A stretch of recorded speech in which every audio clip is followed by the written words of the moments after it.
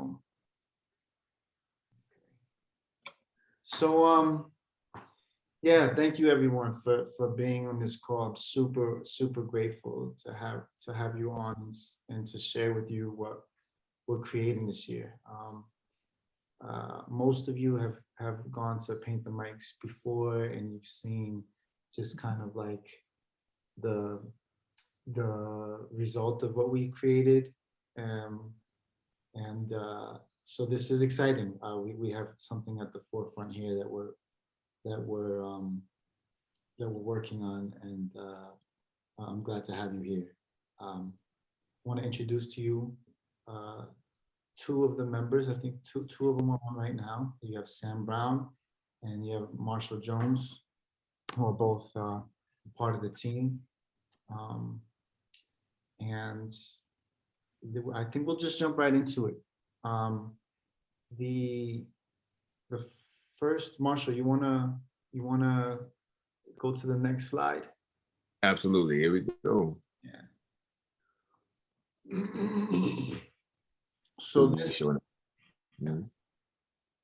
this first slide is it's just going to be a short 7-minute video of some of the work that the founder of ASAP has,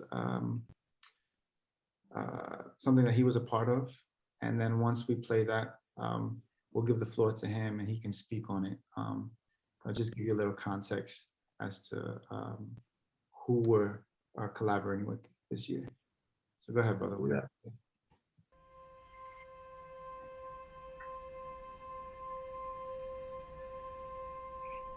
Symptoms of trauma: hyperarousal, constriction, disassociation or denial, hypervigilance, intrusive imagery or flashbacks, nightmares and night terrors, abrupt mood swings, temper tantrums, frequent anger or crying, panic attacks, anxiety and phobias, depression and feelings of impending doom, shame and lack of self-worth, inability to love, nurture, or bond with other individuals. And last but not least, reenactment of the trauma. Trauma doesn't know a color, trauma doesn't know an age, trauma doesn't know a tax bracket, trauma doesn't know any of these things. Anybody can be traumatized, anybody. So does that sound familiar? Yeah. Interesting to find out what your symptoms of trauma are, aren't they? Yes, that's not who you are, but it's a symptom of being traumatized. And we're here to heal each other. Isolation, inability to love, addictive behavior, insomnia, depression, hypervigilance, avoidance, shame, addictive behavior, shame, panic attacks, depression, isolation, shame, inability to be loved, depression. You needed the support when you were a little boy. You needed to be seen, you needed to be held, you needed to be loved. And what happened was your mom and your dad, they just couldn't do it. And there's no shame. There's no shame in what they did because they were doing the best that they could. I've been coming to jail since the age of 12. And since the age of 13, I haven't been out in the streets for more than 3 months. All my brothers have been to prison. 3 of us are lifers. I dealt with a lot of trauma growing up. And it was difficult, and it still is to this day.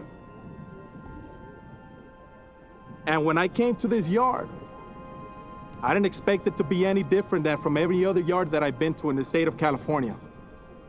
Violent. Boundaries between races. I came here, I didn't see any of that. I saw an entirely different atmosphere. And the people around me, everybody was different. They treated you with a different kind of attitude, a different kind of respect. In one of our classes, we were talking about the effects of slavery on our behavior. And I'm gonna be honest with you, I ain't agree with it when I first heard it. But then when he talked about the discipline, I had a flashback of how I used to get whipped with a bullwhip, naked. I didn't put the two and two together, but I realized, you know, that's how slaves was whipped, because it was generational trauma passed on from one mother to another mother to another mother, and it passed on to me. I still got marks on my legs and stuff behind that. And I just remember there was no one I could run to, no one could help me. And she just was telling me how much she loved me, and she cried and she beat me with a bullwhip. But I was thankful today for the opportunity to forgive myself, to forgive her, and forgive all those people who had traumatized her. I lost my father.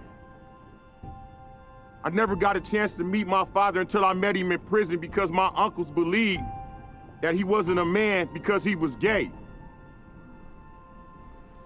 My mother was on drugs. My sister was sexually molested by my stepfather, and my mother blamed me for that. And I walked with that anger. And then I got among these men, every man on this yard. And a lot of brothers took a lot of time out with me, from education to self-help groups to church. And I decided to change. It wasn't no easy task. So for a lot of guys that walk up to me and I walk up to them and hug them, because I didn't get them hugs. And I show y'all that love because y'all showed me that love. 31 years, I walked up in there and I got found suitable to go home. I love y'all, man. Thank you so much. Beautiful. So one more time, y'all, there is no shame. There is no shame. I can't hear y'all. There is no shame. There is no shame. Through the mist and the pain, I've learned to maintain. There is no shame. Through the mist of the pain, I've learned to maintain. There is no shame. There is no shame. There is no shame. Through the mist of the pain, I've learned to maintain. There is no shame.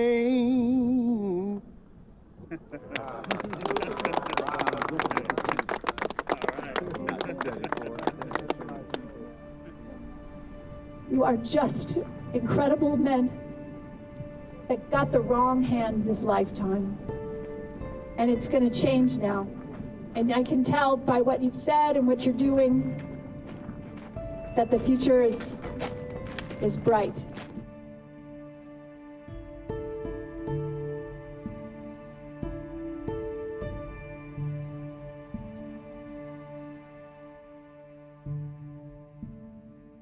None of us in here were born evil, and that many men turn, and women turn to criminal behavior as a result of not knowing how to process their emotions or what they're dealing with.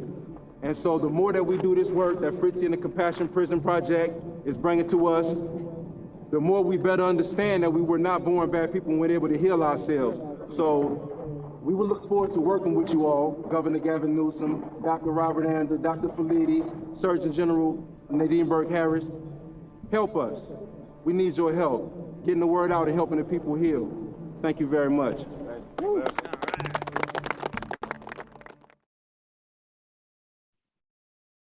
All right, cool. Thank you, Marshall. So I just want to introduce to y'all Sam Brown, who's the founder of ASAP, which stands for the Anti-Violence Safety and Accountability Project. He can speak to you a little bit more about the organization and what they do, what part of the community, how his work impacts the community that he's addressing, and then eventually speak about our collaboration. So Sam, if you want to take it away. Right on. Thank you very much, Goya. And thank everybody for coming today and checking us out here. Paint the Mic, ASAP, ACA3, So my name is Samuel Nathaniel Brown. I am the co-founder of the Anti-Violence Safety and Accountability Project, along with my wife, Jamelia Land. And ASAP was founded out of necessity.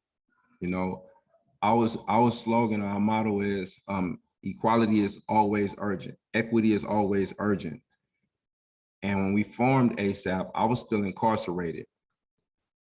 And there was a lot taking place in the world, specifically like George Floyd, Sandra Bland, Breonna Taylor, a great deal. And as I said in the cell, I had a life sentence. And something that my wife does is she deals with a lot of the trauma on the streets that people, you know, incur when an unarmed shooting of someone has taken place at the hands of law enforcement, or even when a child has been killed by a stray bullet or silly, terrible gun violence, you know. So she became like a trauma engagement specialist, so to speak, where we would engage people when they need help the most and provide services for them. Everything from helping with the funerals. At one time, we even paid to have the bodies of two young men, 17 and 19 years old, transported back to their state because they flew down to California and got killed the day after Thanksgiving at a shopping mall on Black Friday. This is some of the work that we do at ASAP. In addition to that, we're also dedicated to effectuating systemic change. What that means is writing legislation. AB 392, we assisted with getting that passed, you know, dealing with police use of force.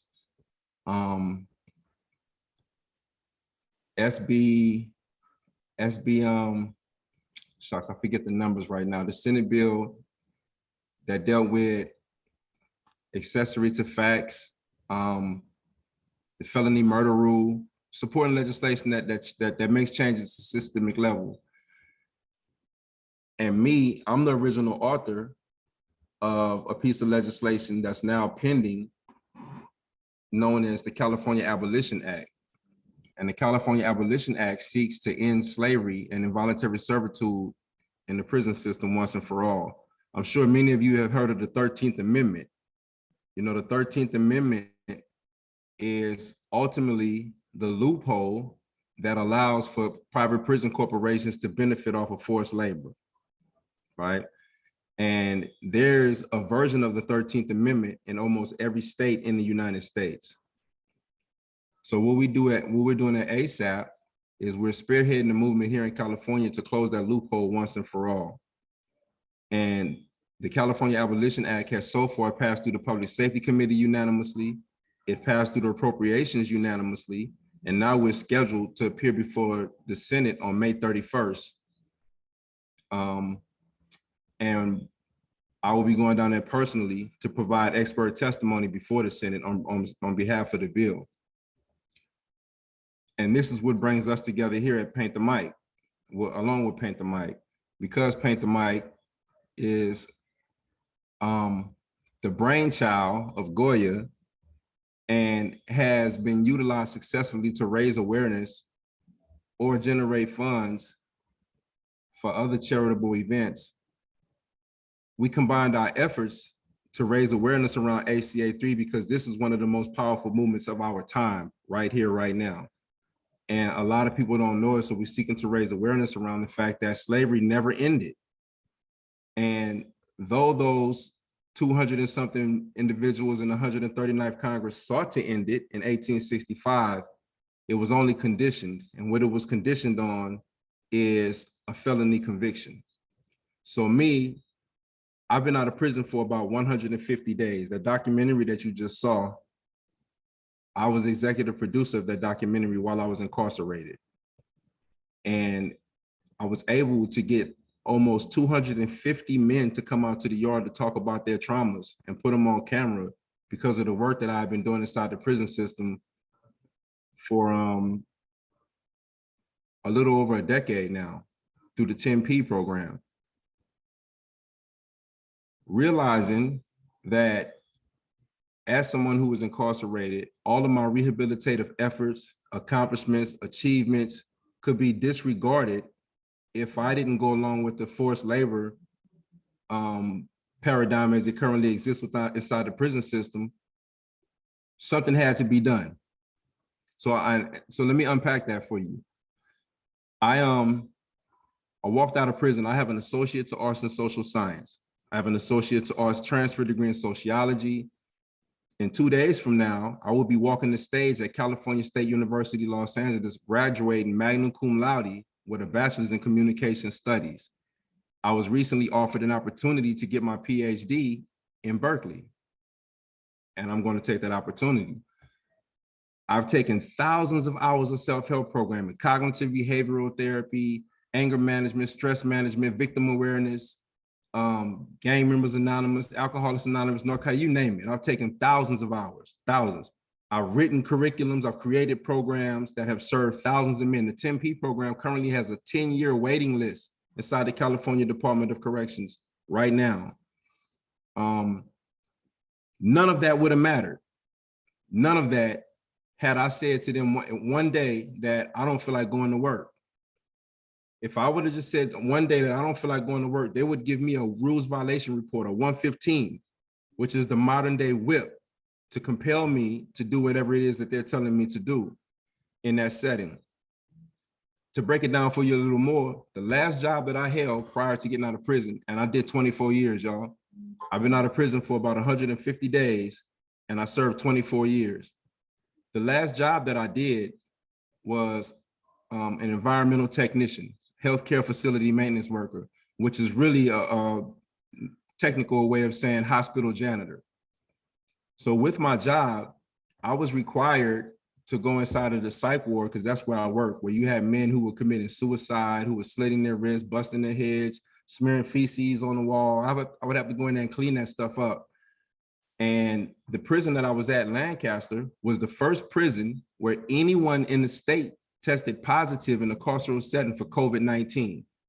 It was the first place in the state where one of the staff members came in and brought COVID-19 to the carceral population. I was the man tasked with going clean that. At that time, no one knew what to expect from COVID. We just knew that it was a deadly pandemic and people were dying. Mass incarceration is a smorgasbord for a pandemic. I myself was terrified as well.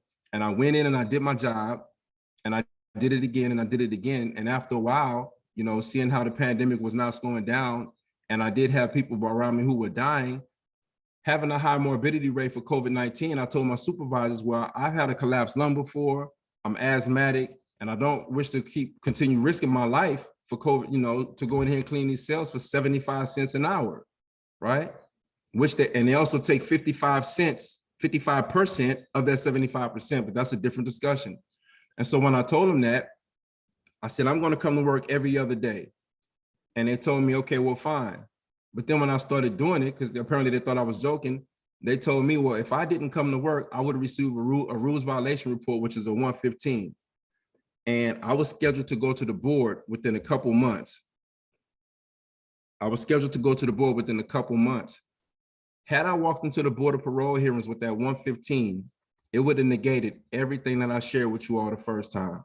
They would have said that I was an unreasonable risk to society and that my antisocial personality disorder persists because I refused to go to work one day and receive that 115. They would have had by law to give me a denial of 15 years. Then they would have walked the denial down if there was mitigating evidence to 10 years, 7 years, 5 years, and then the lowest they could go was 3. All because forced labor takes precedence over actual rehabilitation in our system as it stands. And many people in the public, that's not the popular narrative that they share, so they have no idea of how this really works. A person could need to go to Alcoholics Anonymous because they've been in prison for drunk driving and vehicular manslaughter. They can be inside of that program for 7 months. It could be a 12-month program, 4 months away from ending, 5 months away from ending.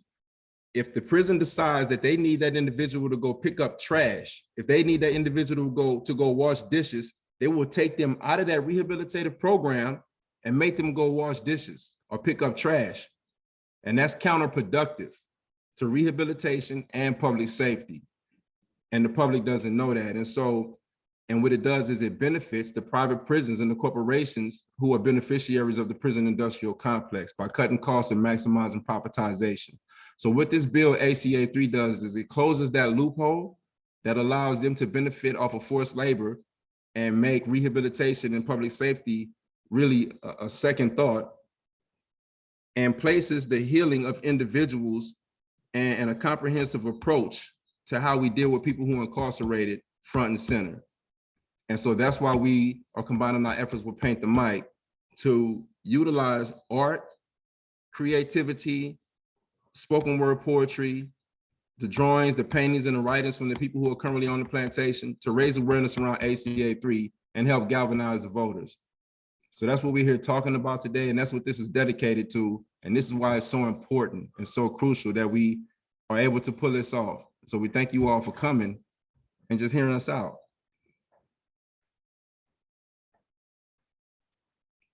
And I pass it back to you, Goya. Sam, thank you, brother. Sure. No, we definitely all needed to hear that for sure. Marshall, you want to click on the next slide? Nice.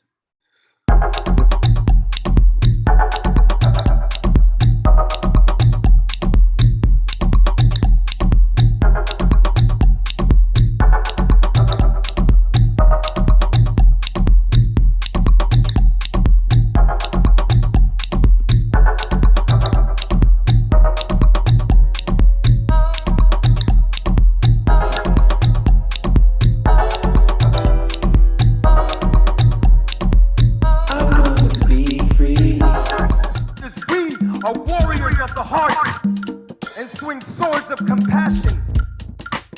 State and affirm and declare to the world who I am, what I am, when I am, and therefore why I am.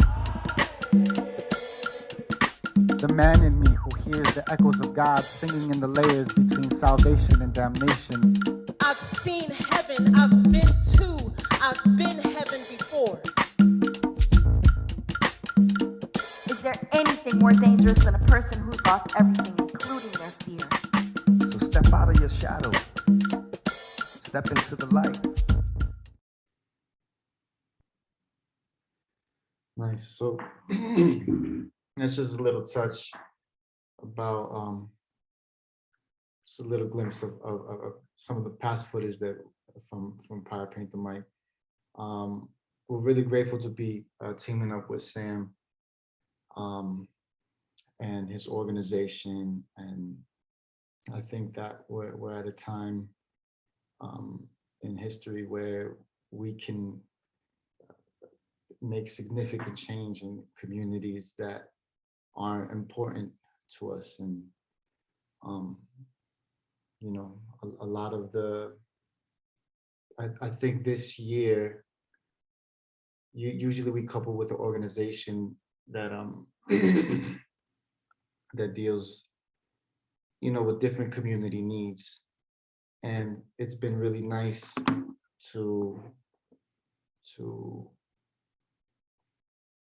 learn and be compelled to learn more about our brothers and sisters who are incarcerated. It's a big voting year this year. So having all that said, Paint the Mic is something that we created back in 2007. It was initially just as a way to get performing artists and visual artists just the recognition that we felt we deserved. It was really hard to get people to I guess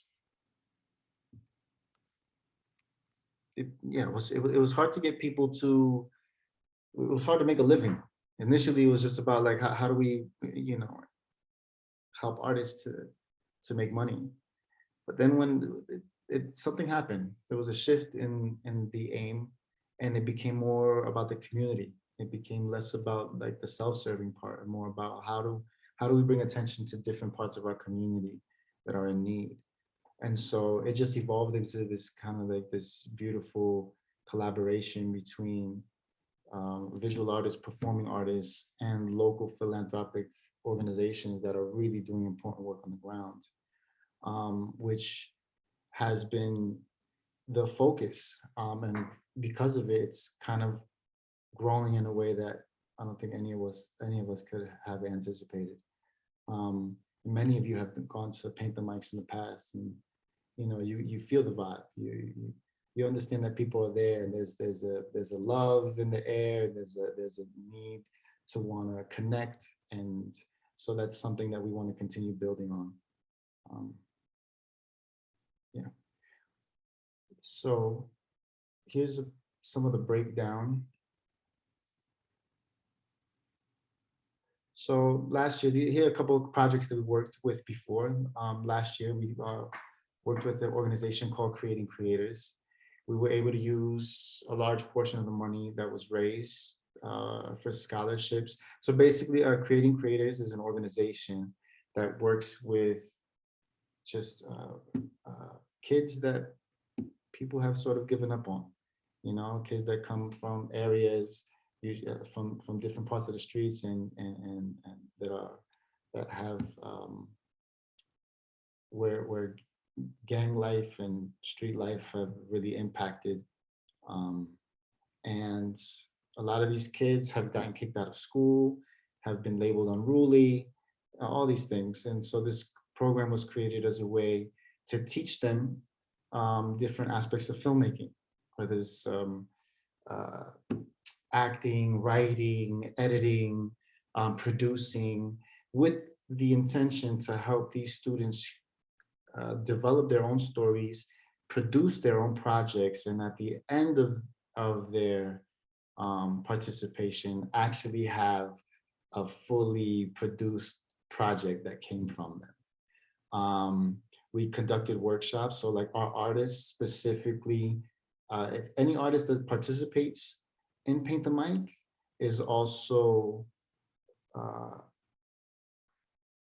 teaches their craft to specific parts of the community in which we're addressing. So this year, the hopes is with ASAP, we'll be able to host similar workshops with our incarcerated brothers and sisters as well.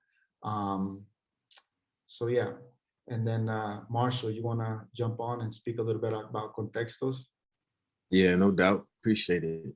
So we were invited to El Salvador, which, it's a beautiful country, and it is also one of the most dangerous countries per capita in the world. And we were invited to come in and do workshops with the teachers. And the interesting thing about it is that a lot of these teachers have students who are being actively recruited, like during lunch, to go into the mountains to become members of the gangs. And, so we going in, and of course, we think about language and words and what does that have to do with anything, but sometimes a well-placed word and a meaningful experience with, someone that is a caregiver makes that kind of life a little less alluring. And so we had the opportunity to go out there.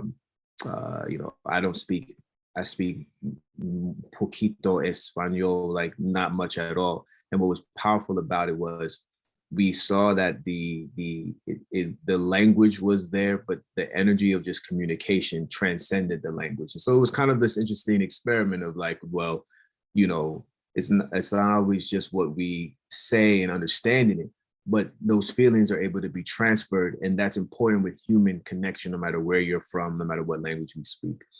So we did the same thing, running workshops for professional development. The teachers wound up performing, and some of the students as well.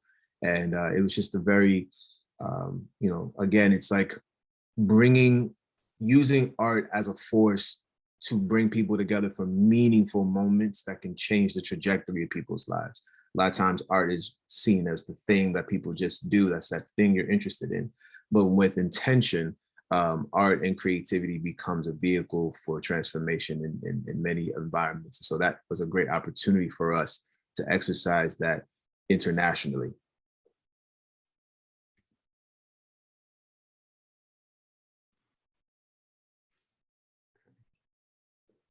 So here's our team. Some of y'all recognize some of these people. I created Paint the Mic in 2007. Javier Molina is directing this year's just kind of like experience.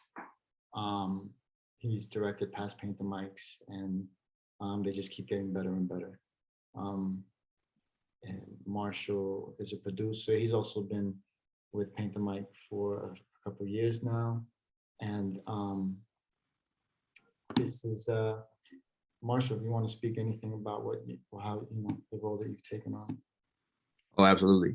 So, getting everything together and making sure that the event, there's many moving pieces. When Paint the Mic first started, it was just like, all right, we have some friends who are poets and we have some friends who like to paint. All right, you do that, you do that. We find like a quick venue and make it happen. Now we're at a place now where, the stakes are higher with doing this event, because it isn't just like us kind of coming together for the fun of it or just for the economics of it, that we're taking the vehicle and moving it into, these change agents. And so historically, every event has gotten closer and closer and further along to that end.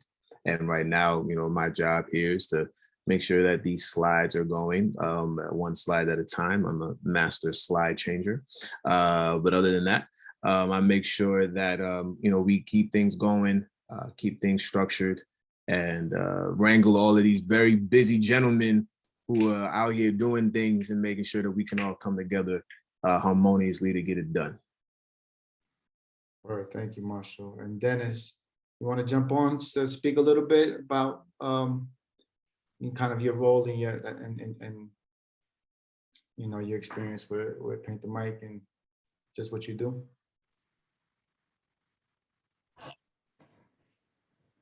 Peace, family, blessings. Good to be here with everybody, trying to get some movement going. So my name is Dennis Febo. I'm the founder and CEO of Wasawara Insights, or Warrior Insights. I'm based out in New Jersey.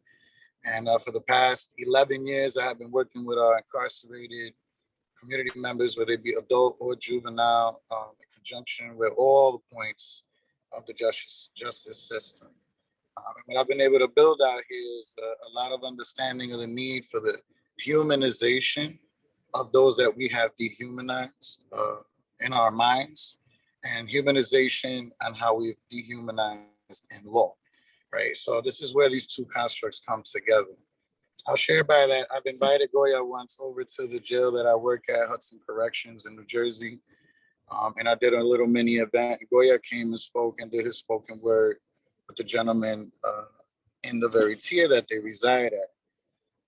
And I remember the good reception, everyone loved it. I left on vacation for a week. I come back and the elders pulled me to the side and they go, Fibo, can you bring that guy back? And I was like, what are you talking about? They said, Goya, can you bring him back into the jail? And I was like, I don't know. He's like back and forth. He's Mr. Big Guy now. He's all in LA and Hollywood. So I don't know if I could grab him. And I was like, what's going on? And they were like, jails are very transient. A lot of new people come in and the culture changes very rapidly. But the elders were able to state that what Goya said caused a change in the culture of the tier. Now, mind you, I run programming. I could speak for a whole hour. And I learned that what I could say in an hour, Goya could say in 3 minutes with a spoken word piece, and how deep it goes. Like, I've seen him move audiences, like, just being able to take a lot of this like philosophical world and put it together into very simple terms that allow people to understand the embodiment of the experience. If we know just simple facts, US is 5% of the world's population, 25% of the world's incarcerated. 67% of those are men of color. Here in New Jersey, juveniles, 90% that are caught up are Black. 74% of the population on probation is Black, and violated such is Black. These numbers didn't just arise, they all stem throughout our history. And what we've been able to do is, with the very same arguments in law and the same arguments that are needed in psychology, blend these two worlds together to say, how can we attain freedom for people who historically have been oppressed? That's also keeping in mind 96% of elected prosecutors in the United States are white men, right? So there's a very, very large disproportionate gap in our understanding of why is it that certain populations go through this, and how can we give that a voice, being that most of the people that are undergoing these experiences come back home anyway. It's never the argument about safety. It's always been about health. And how better to address mental health than using art. That's been consistent with any of the youth that I work with, any of the adults that I've worked with in the system, is when we implement art and it's understanding that we can generate more within the people. And because the movement to end slavery incorporates the ability to bring people to the ballot, right? Now we're talking about political engagement of a population that's been disengaged, right? And what would that look like? It's changing the landscape. It's really, I think, embracing what Americana is and just putting it up front and using the art to give it voice. I think if those things merge, we on the ground that do the work also use the effort to show that it's not just us on the ground, that people out there also believe in. Me doing the work in New Jersey and then finding out Colorado ended slavery, and then we assisted Nebraska and Utah to end slavery, and now we got 5 other states headed towards the ballot, including California, right? What efforts can we do to assist the movement on the ground for California? And I know wholeheartedly that it would be the arts and getting the artist community involved in California that not would just fan it for the understanding of the people of the state, but something that could be like a beacon to the rest of us. I can always allude to the efforts that are being done, like Brother Sam does, just coming home, already hit the ground running, understanding the plight because he himself is someone with the lived experience that's saying, listen, slavery is still legal, right? Especially that Juneteenth is coming up. It's still legal, and it's something that we need to maintain in the narrative and hold to account until we remove that language from our Constitution. That said, I'm done. It's all if you need. Copy that. Thank you, brother. Thank you. I appreciate that. And Samuel made his entrance. So here's the breakdown of the timeline and objectives. The first part is the meet and greet. Just so everyone gets an idea of how it is that we create. The first part of it is a meet and greet, which is going to happen soon, this coming month. This is where all the performers, visual and performing artists come together. Everyone is paired up. And then the theme this year, because we create based off of a theme.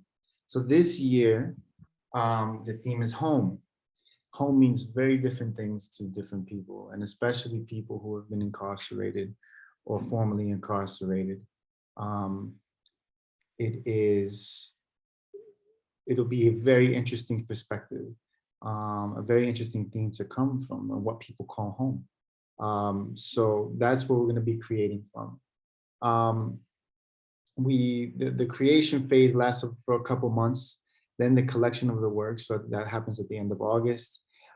Everything will be collected and submitted. There'll be a curation process to make sure that the artwork is in the hands of someone who knows what that process is. It's a process that I'm still trying to get familiar with, but we do have people in place who are going to take that and, hopefully give us a very catered experience when it comes to time to visually display all the work. The next phase is the workshop series.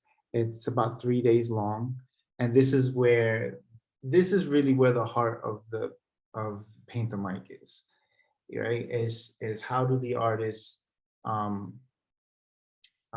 impact directly upon the community that they're serving. So these can be a wide range. It'll be poetry workshops, acting workshops, it can painting workshops, dancing workshops. We even have somebody who's interested in giving pottery classes.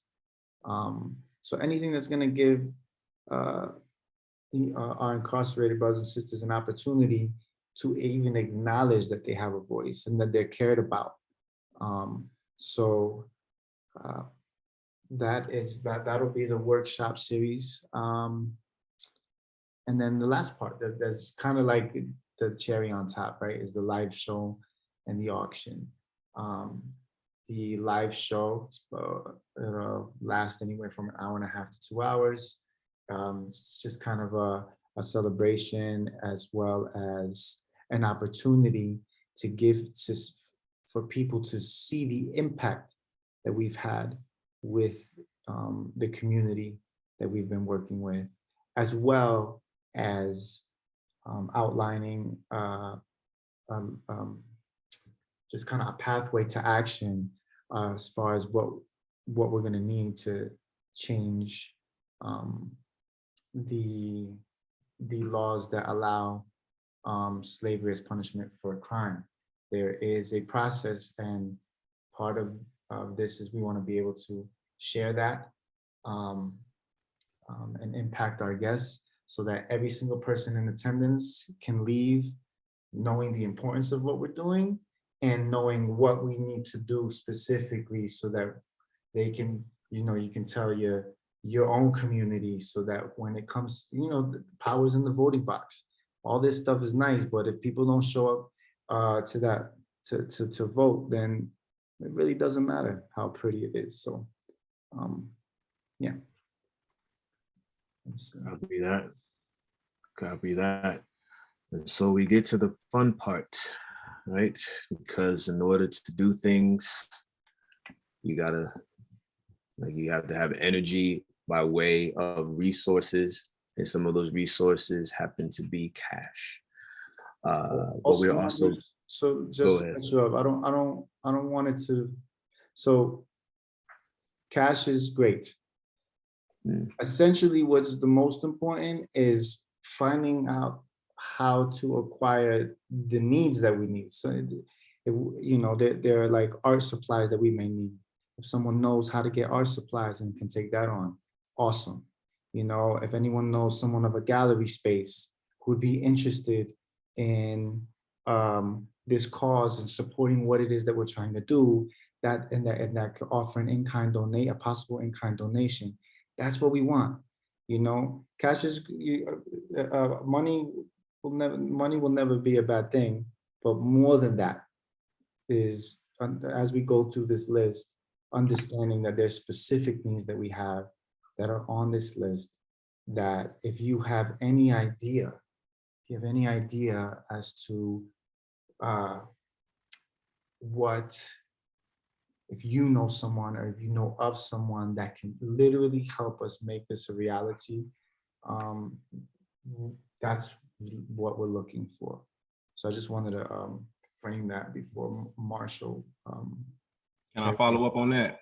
Yeah, please. So yeah, thank you very much. And as I listen to you, what comes to mind for me is what we want, what we need is for people to identify with the purpose bringing us all together. If you can identify with getting rid of the vestiges of slavery, if you can identify with not just getting rid of statues, but getting rid of statutes that make it possible, if you can identify with correcting the wrong that's been going on for much too long, then you will do, what you think is necessary or what's in your power to help change that, to help raise awareness around it, to help change it. I'm dedicated 24/7 to this. I lived it. I'm continuing to live it.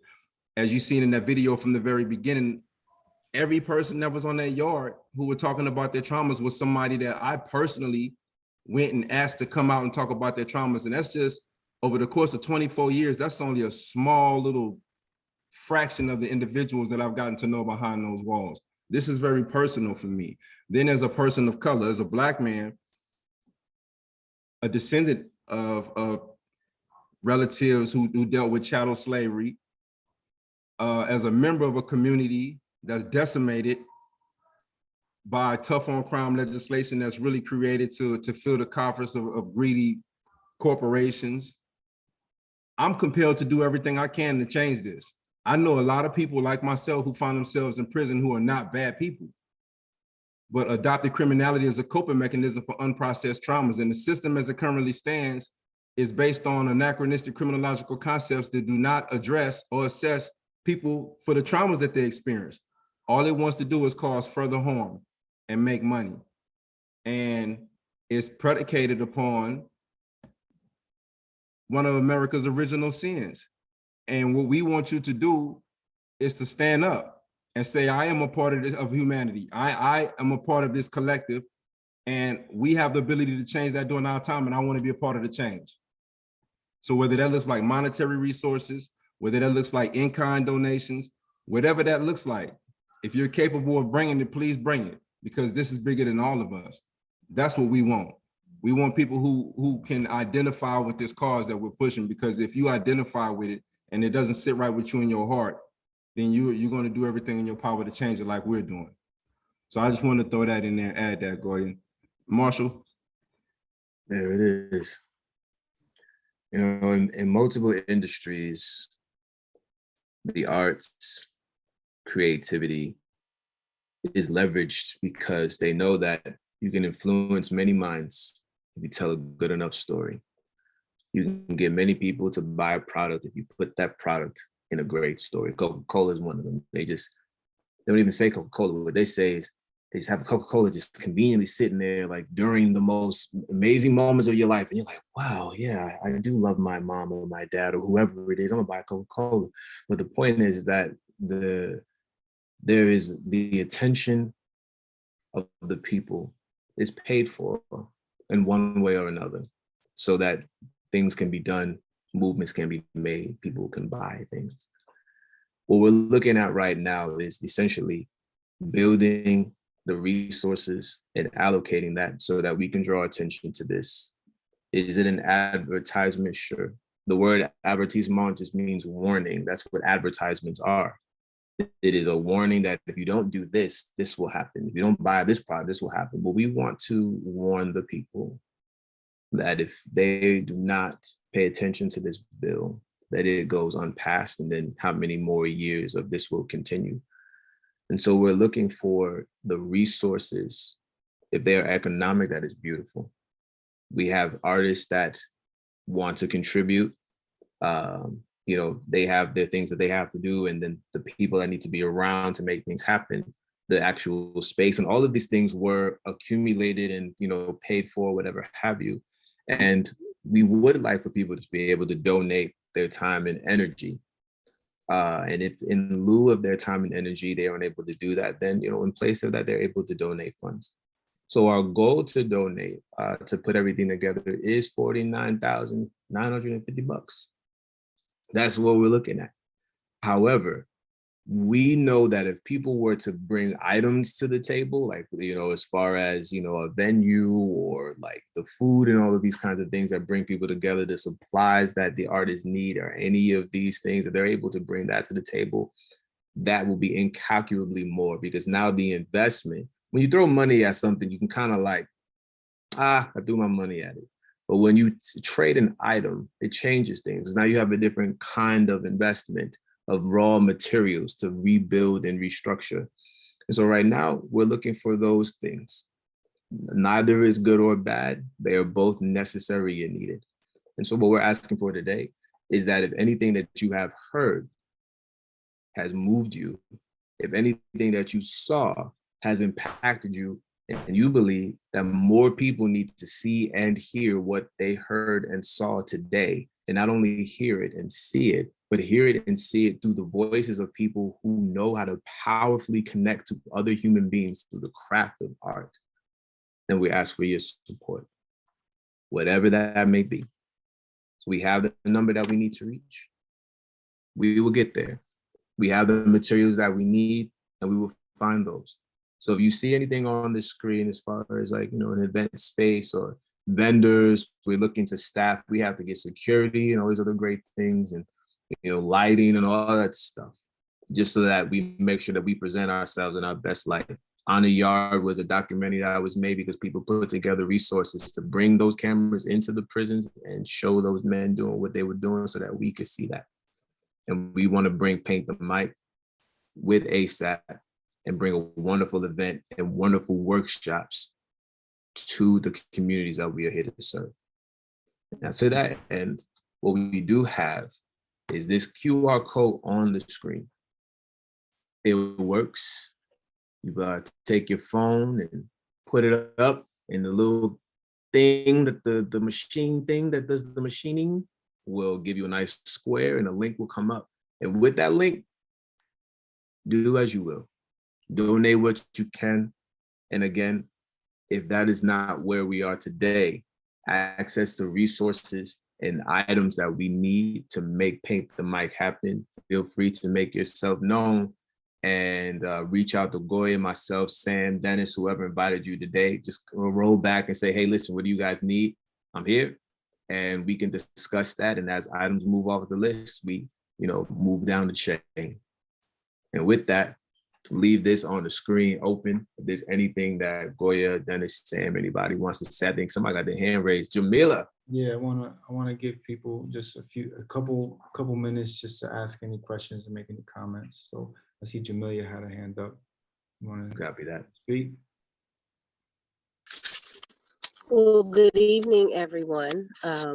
My name is Jamelia. I am Samuel's wife and the other co-founder of ASAP. I want to thank you all for taking time out of your day today to come and hear us out in regards to Paint the Mic. And one thing that I would like to say to kind of close this out a little is there's been a lot of powerful information that has been presented today. And you all have an opportunity to actually help us accomplish a much larger goal, which is not just the abolition of legalized slavery, but changing the hearts and the souls and the minds of the people. As we have recently seen, hatred in this country is so deeply rooted that we have a young man that specifically chose a Black community to go and take the lives of people. And he used his gun as a form of art by writing reparations and nigger and all these other things on it as a visual, right?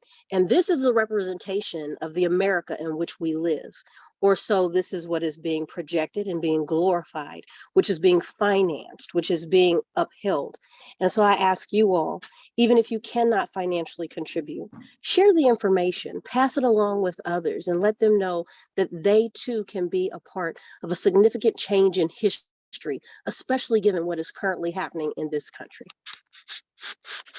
Oh, thank you for that, Jamila. So we're coming across the 6 o'clock mark. I know this was a presentation to go up to an hour.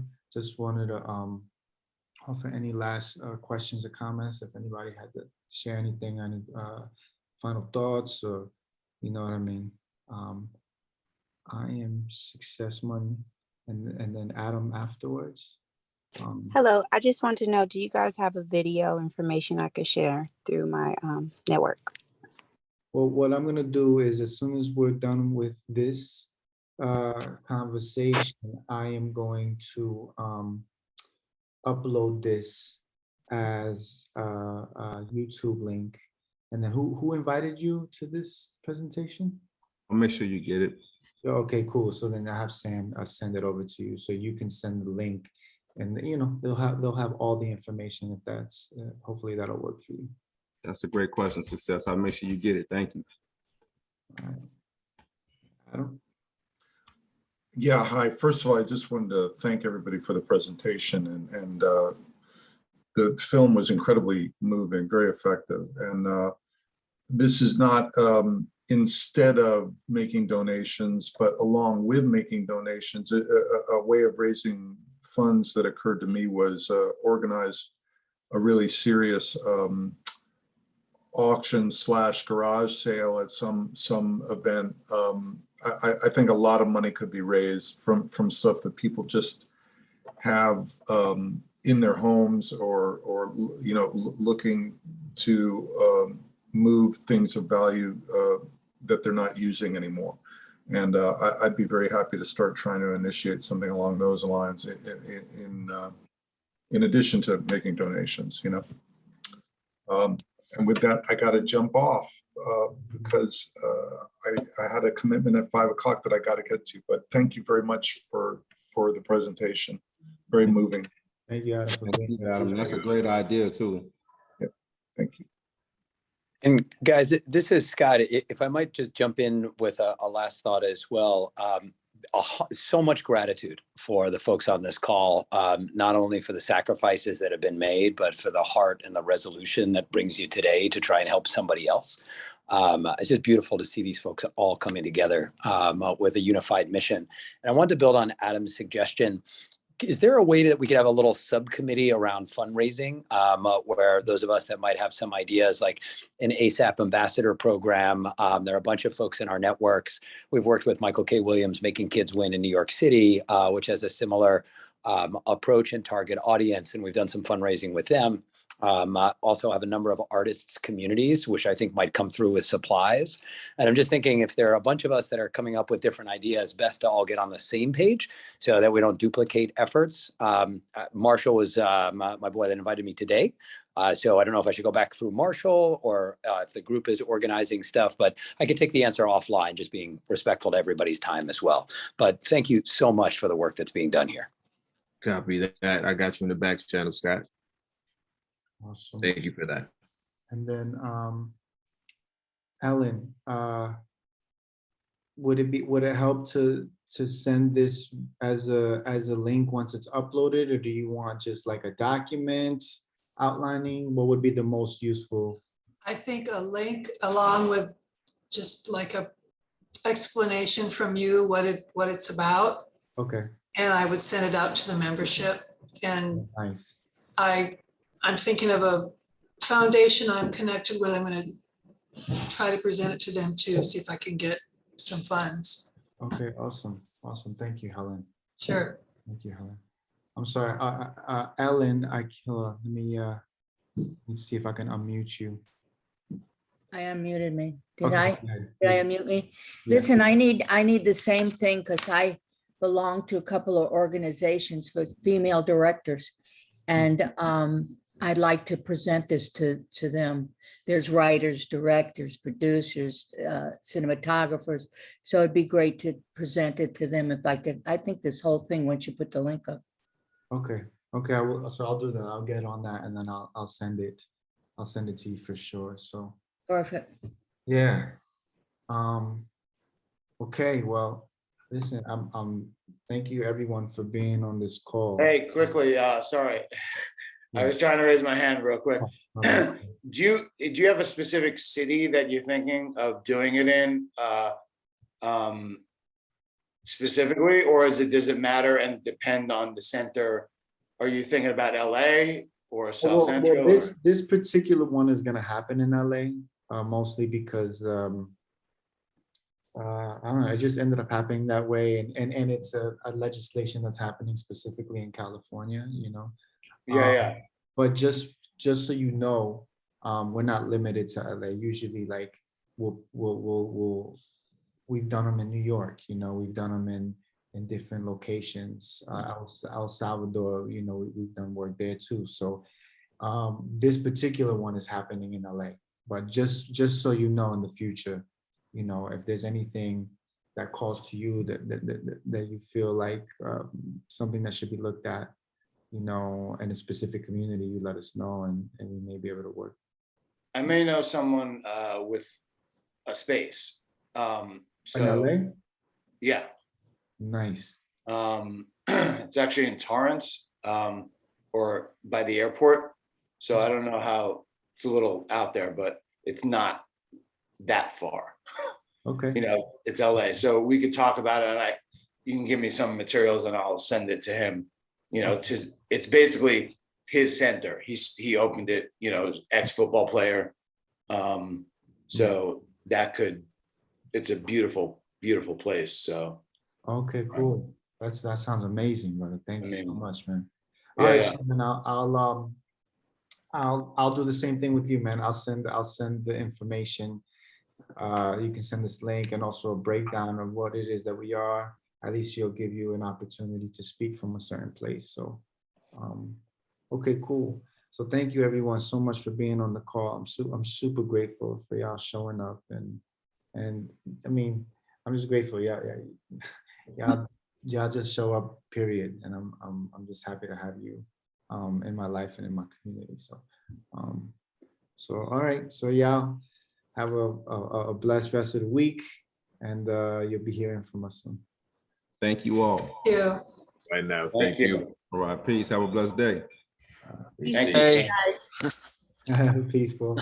Right. Thank you. Bye-bye. Gentlemen, stay on for a debrief, please. Yeah. Of course. Hold on, let me stop recording.